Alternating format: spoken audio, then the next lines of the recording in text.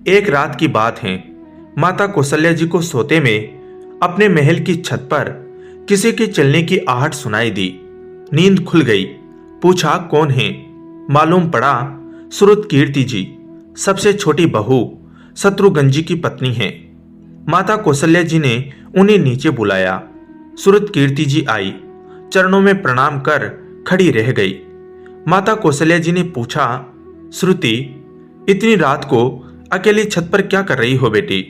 क्या नींद नहीं आ रही? शत्रुघ्न कहाँ हैं? श्रुतकीर्ति की आंखें भर आई, मां की छाती से चिपटी, गोद में सिमट गई। बोली, मां, उन्हें तो देखे हुए 13 वर्ष हो गए। यह सुनकर कौशल्या जी का हृदय कांप कर चटपटा गया। तुरंत आवाज लगाई। सेवक दौड़े आए। आधी रात ही पाल के तैयार हुई। आज शत्रुघ्न जी की खोज होगी। मां चली। आपको मालूम है शत्रुघ्न जी कहाँ मिले? अयोध्या जी के जिस दरवाजे के बाहर भरत जी नंदी ग्राम में तपस्वी होकर रहते हैं, उसी दरवाजे के भीतर एक पत्थर की शिला है। उसी शिला पर अपनी बाह का तकिया बनाकर लेटे मिले।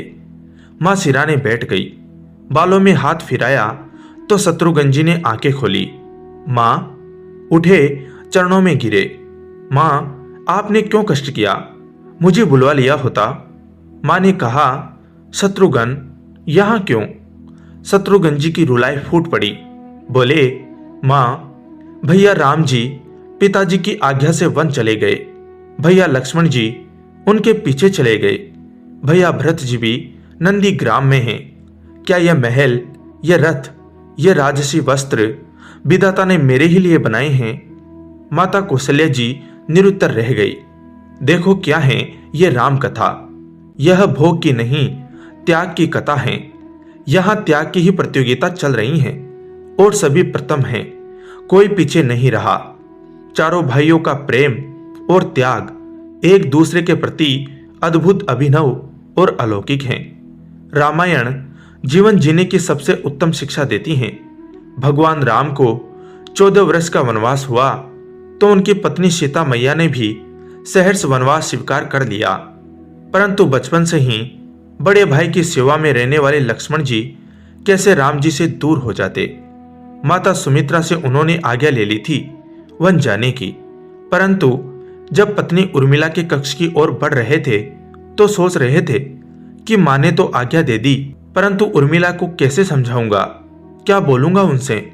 यही सोच विचार करके लक्ष्मण जी जैसे ही अपने कक्ष में पहुंचे तो देखा कि उर्मिला जी आरती का थाल लेके खड़ी थी और बोली, आप मेरी चिंता छोड़ प्रभु श्री राम की सेवा में वन को जाओ। मैं आपको नहीं रोकूंगी। मेरे कारण आपकी सेवा में कोई बाधा न आए, इसलिए साथ जाने का हट भी नहीं करूंगी। लक्ष्मण जी को कहने में संकोच हो रहा था, परंतु उनके कुछ कहने से पहले ही उर्मिला जी ने उन्हें संकोच से बाहर निकाल दिया।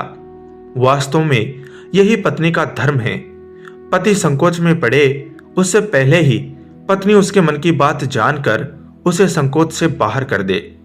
लक्ष्मण जी चले गए, परंतु 14 वर्ष तक उर्मिला ने एक तपस्विनी की भांति कठोर तप किया। वन में प्रभु श्री राम माता सीता की सेवा में लक्ष्मण जी भी कभी सोए नहीं, परंतु उर्मिला ने भी अपने महलों के द्वार कभी बंद नहीं किए और सारी रात जाग जाग कर उस दीपक की लौ को बुझने नहीं दिया। मेघनाथ से युद्ध करते हुए जब लक्ष्मण जी को शक्ति लग जाती है और हनुमान जी उनके लिए संजीवनी का पर्वत लेके लौट रहे होते हैं, तो बीच में जब हनुमान जी अयोध्या के ऊपर से गुजर रहे थे तो भरत जी उन्हें राक्षस समझकर बाण मारते हैं और हनुमान जी गिर जाते हैं। तब हनुमान जी सारा वृतांत सुनाते हैं कि सीता जी को रावण हर ले गया। लक्ष्मण जी युद्ध में मूर्छित हो गए हैं। यह सुनते ही कौशल्या जी कहती हैं कि राम को कहना कि लक्ष्मण के बिना अयोध्या में पैर भी मत रखना, राम वन में ही रहे। माता सुमित्रा कहती हैं कि राम से कहना कि कोई बात नहीं, अभी शत्रुघ्न है, मैं उसे भेज दूंगी। मेरे दोनों पुत्र राम सेवा के लिए ही तो जन्मे हैं। माताओं का प्रेम देखकर हनुमान जी की आंखों से अश्रुधारा बह रही थी, परंतु जब उन्होंने उर्मिला जी को देखा तो सोचने लगे कि यह क्यों एकदम शांत और प्रसन्न खड़ी हैं। क्या इन्हें अपने पति के प्राणों की कोई चिंता नहीं? हनुमान जी पूछते हैं, देवी, आपकी प्रसन्नता का कारण क्या है? आपके पति के प्राण संकट में हैं। सूर्य उदित होते ही सूर्य कुल का दीपक बुझ जाएगा। उर्मिला जी का उत्तर सुनकर तीनों लोगों का कोई भी प्राणी उनकी वंदना किए बिना नहीं रह पाएगा। उर्मिला बोली, मेरा दीपक संकट में नहीं है, वह बुझ ही नहीं सकता। रही सूर्योदय की बात, तो आप चाहे तो कुछ दिन अयोध्या में विश्राम कर लीजिए, क्योंकि आपके वहां पहुंचे बिना सूर्य उदित हो ही नहीं सकता। आपने कहा कि प्रभु श्री राम मेरे पति को अपनी गोद में लेकर बैठे हैं। जो योगेश्वर प्रभु श्री राम की गोद में लेटा हो, काल उसे छू भी नहीं सकता। यह तो वह दोनों लीला कर रहे हैं। मेरे पति जब से वन गए हैं तब से सोए नहीं हैं।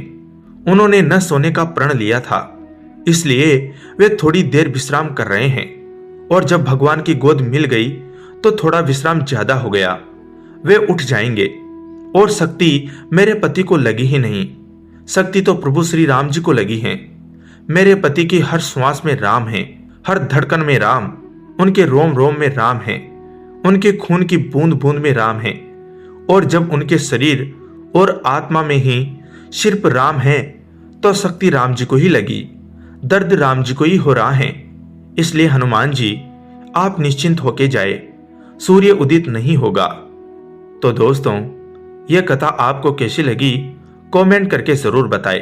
अच्छी लगी हो तो वीडियो को लाइक, शेयर और चैनल को सब्सक्राइब जरूर करें। जय श्री राम। धन्यवाद दोस्तों।